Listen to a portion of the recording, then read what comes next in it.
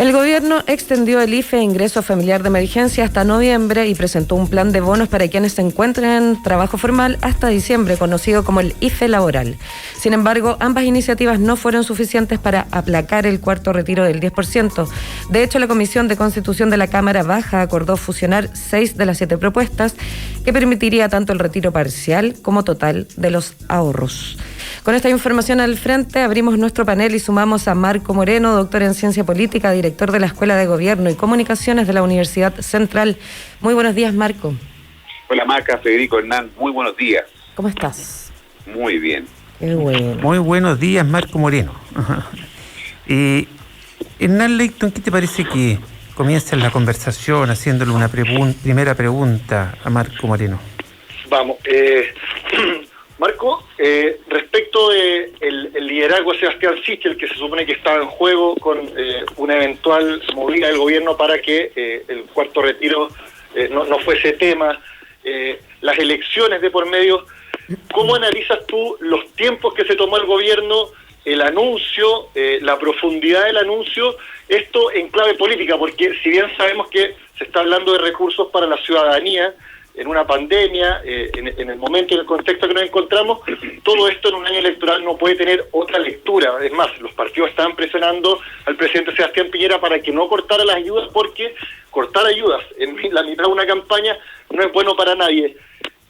¿Cómo analizas tú los tiempos y la profundidad del anuncio del presidente Piñera y cuáles son los resultados que se avisoran? Porque ya tenemos en el contexto y en el historial las 3 últimas pasadas del 10%, donde tanto el presidente como el gobierno, y de pasada Chile Vamos, para todos fueron resultados totalmente negativos.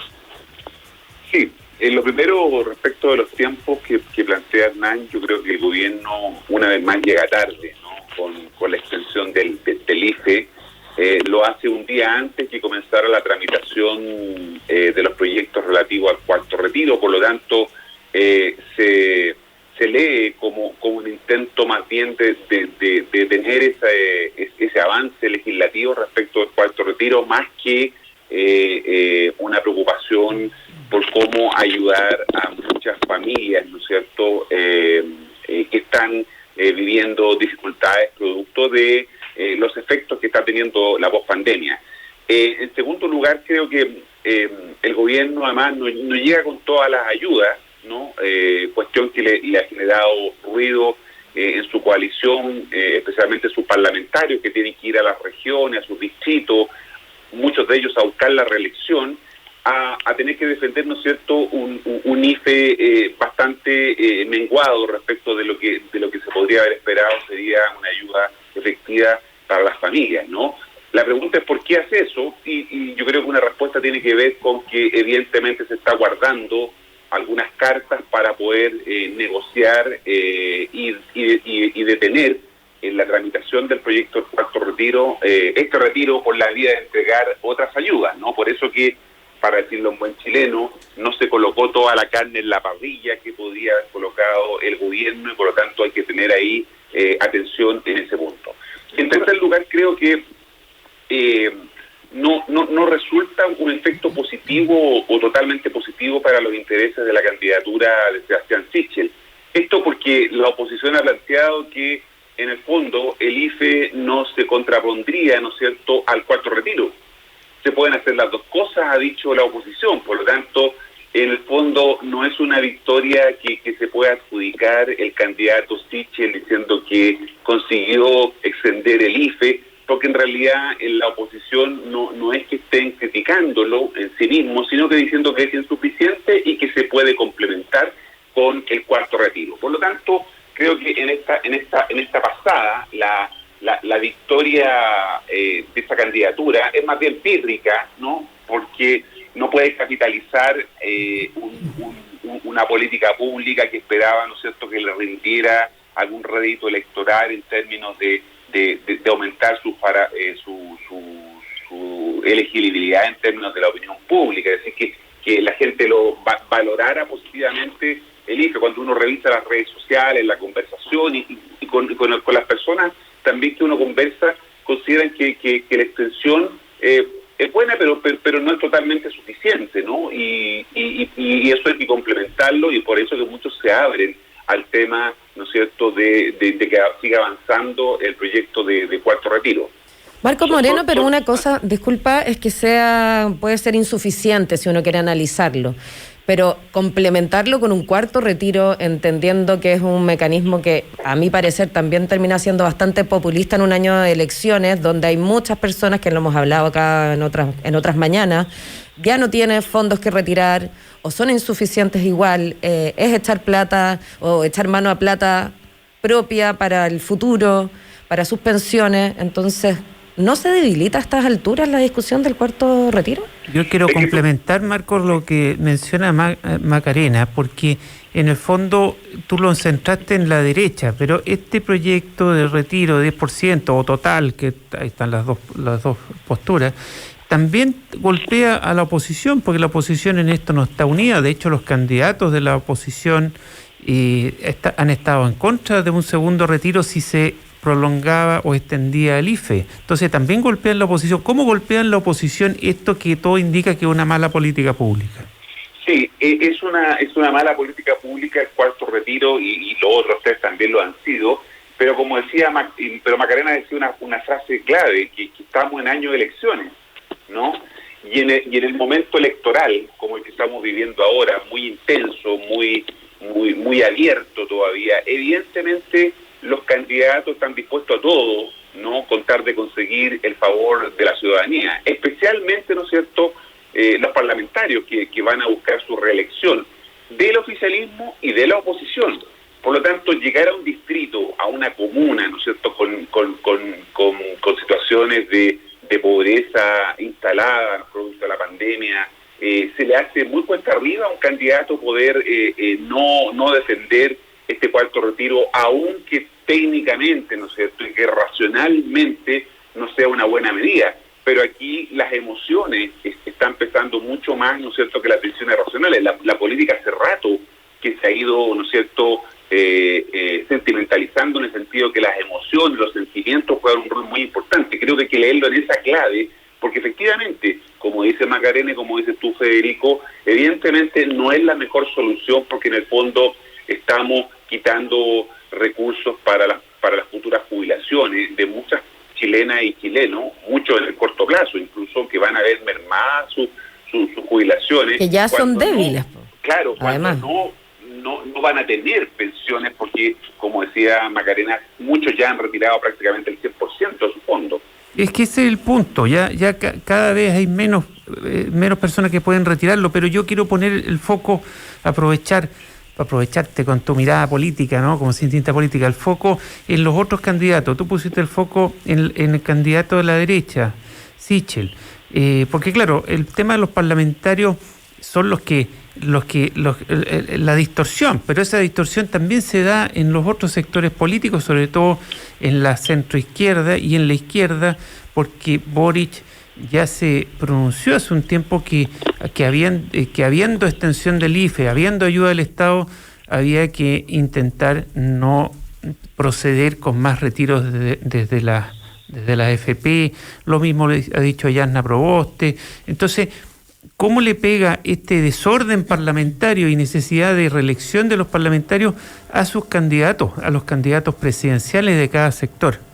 Claro, y yo agregaría que Paula Narváez lo dijo también con mucha claridad, ¿no?, también. que se oponía al cuarto retiro. Pero creo ahora se abrió en todo caso. ¿Perdón? Que Boric se abrió ahora a pensarlo ante la presión de sus propios parlamentarios. Claro, ahí es que a eso me refiero, que está golpeándolos también, están empezando a retirar cañuelas, como era el dicho ese. Claro. Me ganaste ahí, no sé. Es que el momento electoral es distinto al momento de gobierno, ¿no? Y hoy día estamos en un momento electoral donde evidentemente la tentación de prometer y de abrirse, como decía Hernán, en algunos candidatos, a estudiar o revisar estas fórmulas, van a instalarse con mayor fuerza. Y a pesar de lo que plantea Federico, yo creo que los candidatos presidenciales no tienen control sobre cómo votan los parlamentarios afines a su sector. Por de pronto, los parlamentarios están preocupados de su reelección, más que de lo que ocurra, ¿no es cierto?, con la suerte de los candidatos presidenciales, ¿no? Hay aquí un intento de salvataje, ¿no?, que es propio del momento electoral. O sea, los auditores, quienes nos están escuchando, siguiendo en redes sociales, ¿no es cierto?, el mostrador es la clave, entenderán que estamos hablando, que en esta dinámica que estamos viviendo hoy día, ¿no?, de un ciclo electoral muy intenso, hoy día estamos inmersos en ese momento electoral y donde la racionalidad da paso, ¿no es cierto?, a las posibilidades, de correr el cerco, ¿no es cierto?, de lo posible, porque se impone una lógica electoral más que racional desde el punto de vista de las decisiones de política pública, ¿no? Por lo tanto, creo que los candidatos, todos los de Sichel, por de pronto, Boric, el que resulte electo el 21 de agosto en la consulta ciudadana de medida constituyente, no van a tener ninguna posibilidad de contrarrestar lo que los parlamentarios hagan. Además, este tema va a estar en discusión en los próximos meses, no es que se resuelva mañana, por lo tanto, va a afectar, como decía Federico, las candidaturas y las candidaturas presidenciales. Yo veo difícil que adopten una posición muy dura frente a una ciudadanía que está también desesperada, ¿no? Una parte importante de los ciudadanos están desesperados respecto del corto plazo, y eso lo hace, ¿no es cierto?, pensar que esta es una solución, aunque todos sabemos que en largo plazo es una mala solución. Claro, quizás ahí la discusión debería seguir hacia el sistema de pensiones que tenemos, ¿no? Más que a estos retiros de emergencia. Son las 8:49, conversamos con Marco Moreno, doctor en Ciencia Política, director de la Escuela de Gobierno y Comunicaciones de la Universidad Central. Hernán Leyton. Sí, Marco ponía el énfasis en las emociones en un año electoral. Obviamente es imposible salirse de ahí, menos de la gente que tiene el poder y donde su toma de decisiones tiene reminiscencias de aquello.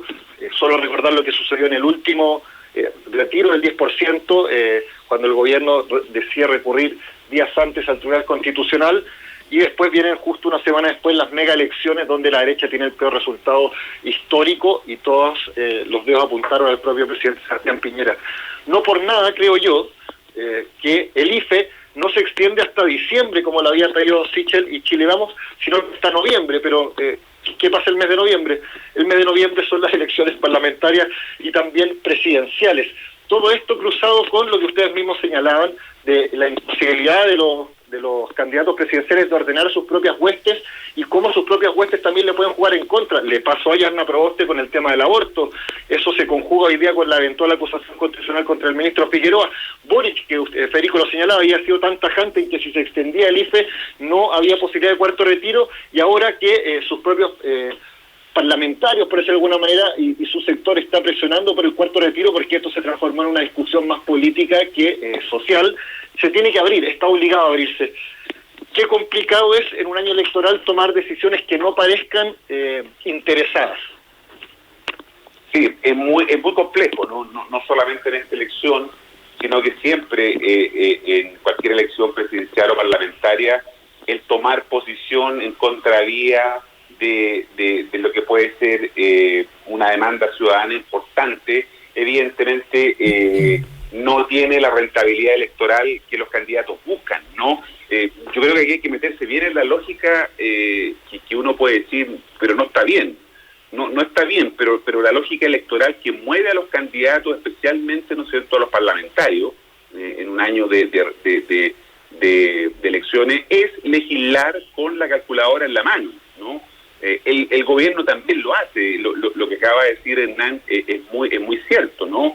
Se pedía la extensión del IFE hasta diciembre y se dio solo hasta a noviembre, porque hay una letra chica que dice que se paga los primeros días de diciembre, ¿no? Entonces ahí también hay una jugada de parte del gobierno que, insisto, no puso todos los recursos que podía haber colocado sobre la mesa, porque yo creo que lo va a utilizar en un intento otra vez tardío, quizás por contener el avance del proyecto de los proyectos del cuarto retiro, ¿no? Va a intentar colocar sobre la mesa algo y va a intentar colocar también, apalancar recursos para favorecer evidentemente su resultado electoral, que como viene siendo, como bien señalaba Hernán, viene siendo malo desde el plebiscito del 25 de octubre, ¿no?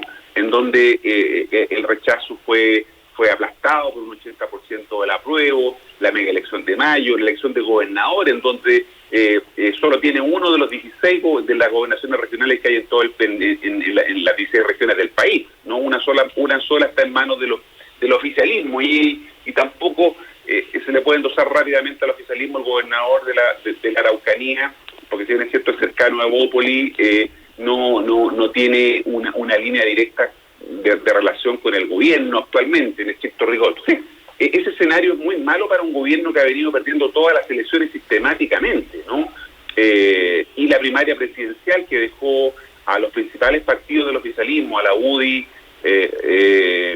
Renovación Nacional y Evópoli, sin candidato porque se impuso uno independiente, ¿no? Generando una profunda crisis en la derecha, de la cual todavía no se recupera, y hay muchos cuestionamientos a la directiva de la UDI, por ejemplo, cómo ha afectado el tema, lo mismo en Renovación Nacional, que el partido está dividido, es decir, un escenario muy complejo para el oficialismo, ¿no? Que tiene que intentar mantenerse en el poder, y la oposición, por otro lado, que tiene o que busca arrebatar el poder para instalarse a partir del 11 de marzo en la moneda.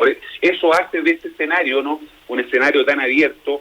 A muchos no les gusta usar la palabra líquido porque dice que no tiene mucho contenido, y en realidad es líquido porque no tenemos control sobre las variables, ¿no? Cuando uno no maneja las variables, cuando no sabe cómo se van a comportar las variables, el escenario, ¿no es cierto?, se hace muy inestable, ¿no? A eso se refieren, de alguna manera nos referimos cuando hablamos de un escenario líquido, pero esencialmente es un escenario abierto por lo mismo, desde el punto de vista de sus resultados, ¿no? Y eso tiene que ver con todos los movimientos que están desarrollando hoy día justamente los candidatos, tanto en el gobierno como en la oposición.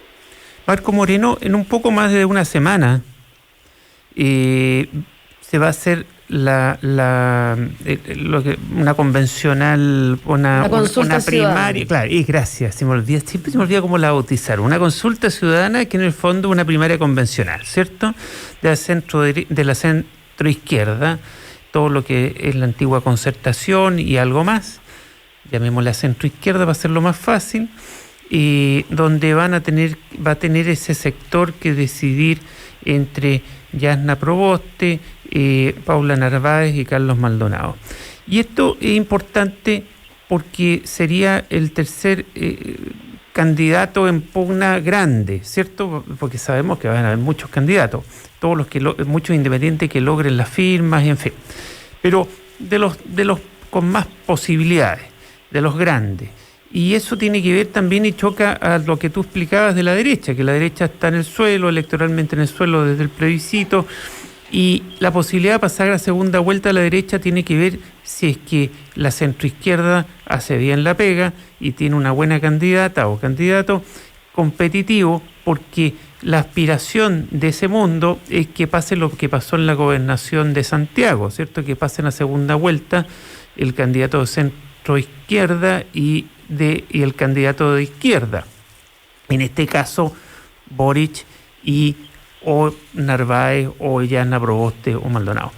Lo que la derecha tiene que tratar de impedir para pasar a segunda vuelta.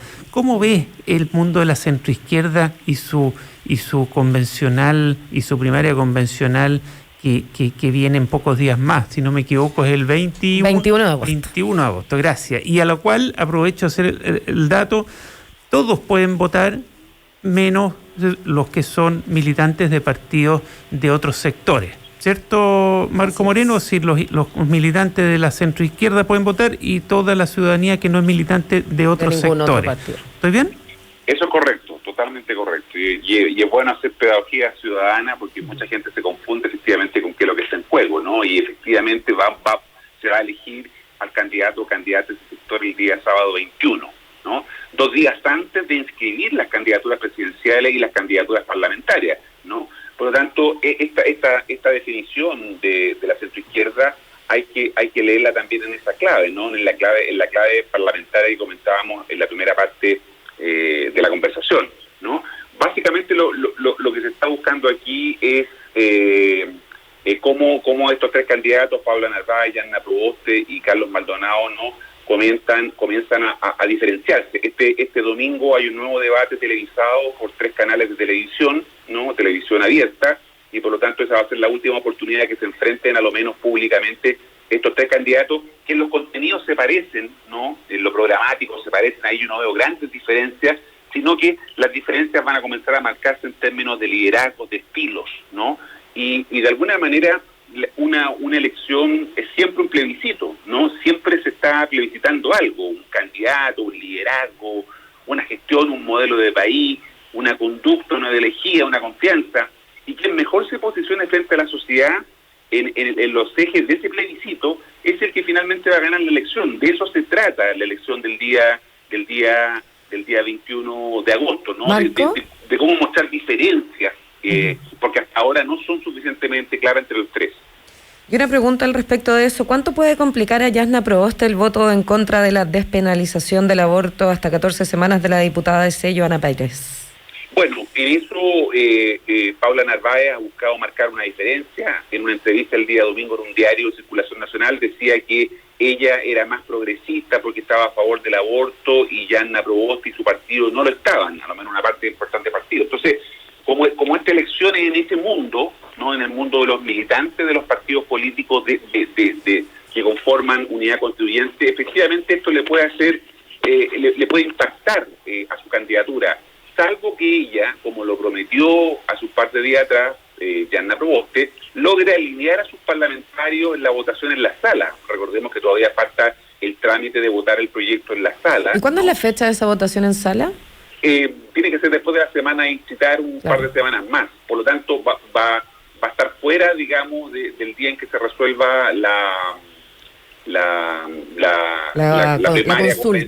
consulta, como dice Federico. Claro, entonces queda como en escenario de promesa. Queda como en escenario de promesa, exactamente. De alguna manera, entonces, eso no nos va a permitir ver si efectivamente tiene capacidad para alinear o no a sus parlamentarios, pero efectivamente... Ella ha señalado que es partidaria, ella sí se la jugó en lo personal, lo que no se sabe, como dices tú, si puede alinear a los parlamentarios.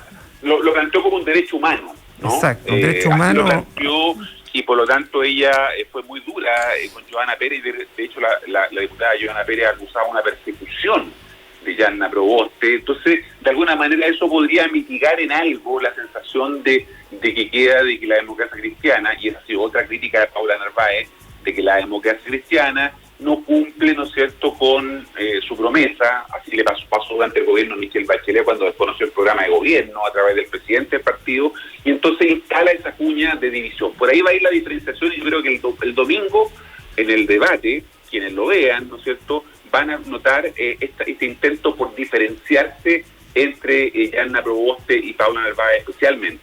Pero la importancia política macro es que de esta primaria convencional, y quién salga de candidata o candidato y cómo se empodera frente a la ciudadanía y el apoyo que tenga de la ciudadanía, se juega también en el fondo si la derecha se queda fuera o no de la segunda vuelta presidencial. Claro, porque recordemos que hay varias cruces que algunos tienen que cargar, ¿no? Sebastián Sichel va a tener que cargar con la cruz de José Antonio Kast, que va a correr por la derecha extrema, y también, ojo, con el candidato del Partido de la Gente, Lorenzini, Parisi. Lorenzini ahora se inscribió como candidato independiente. Ahí hay un electorado, ¿no?, que probablemente en otra opción, se dispersa, o podría haber votado por Sichel, pero ahora va a tener otras opciones. Como decía Federico, hay 29 candidatos independientes inscritos en el CERVEL para buscar patrocinio de aquí al 23 de agosto para inscribirse como candidato. ¿Y cuántos están ahí acercándose a las 33.000 firmas? Eso igual habría que verlo, porque 29.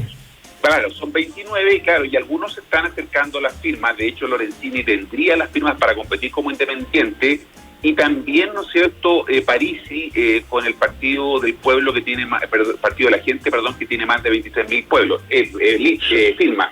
Dejemos de lado la otra historia que no alcanzamos a hablar hoy día, que es el enredo de la lista del pueblo, ¿no? Exacto, eso vamos a tener que dejarlo en pausa para la próxima semana, que es un gran tema también. Muy gran tema, y ese puede golpear la candidatura de Boric. Por eso aquí... Esa es la cruz de Boric. Esa es la cruz con la que va a tener que cargar. Cada uno carga ahí lo suyo. Cada uno carga con su cruz.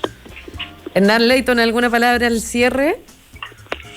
No, solo le quería hacer la última alcance a Marcos, sí, desde la guata, pues más allá de lo que hemos conocido, la diferenciación, yo creo que Pablo Narváez ha sacado más el pizarrón que Yanna Proboste, que se ha visto por lo menos un poco más amarrada a su partido respecto de su actuación, de lo que carga. Si de guata no te parece que Pablo Narváez quizás ha crecido un poco o cambiado la imagen en estas últimas 2 o 3 semanas, donde hasta antes de que Yanna Proboste se erigiera como candidata, Pablo Narváez se veía muy disminuida. Hoy parece con otro ímpetu, o me equivoco. No, yo creo que está en lo correcto, porque una campaña es sobre todo, como decía, un ejercicio para construir diferencias, ¿no? Y a eso está apostando Pablo Narváez, a construir diferencias, a separar aguas de Yanna Proboste, especialmente en el público que va a ir a votar el día 21 de agosto, que es un público fundamentalmente de centro y de centro izquierda. Agradecerles a los dos, Hernán Leyton, Marco Moreno, por esta conversación como cada jueves. Nos volvemos a escuchar la próxima semana aquí en el Mostrador en la Clave. Que estén muy bien. Igualmente. Gracias, muy buen día, Marco, muy buen día, Hernán. Bueno, y antes de irnos a una nueva pausa, recordarles de Copeuch, es una cooperativa de ahorro y crédito con más de 900.000 socias y socios que te apoya con un crédito de consumo donde tu tarjeta de crédito te da acceso a eso que quieres, con un crédito hipotecario que te hace cumplir el sueño de la casa propia. Eso es Copeuch, el lugar donde todos ganan. Puedes conocer su oferta de productos y también servicios en la web copeuch.cl. Y te recuerdo que en el mostrador.cl, en radiolaclave.cl y sus redes sociales Facebook y YouTube, y también, por supuesto, en la 92.9, escuchas El Mostrador en la Clave. Vamos y volvemos con más. Diálogo y conversación en los tiempos que estamos viviendo. Escuchas El Mostrador en la Clave.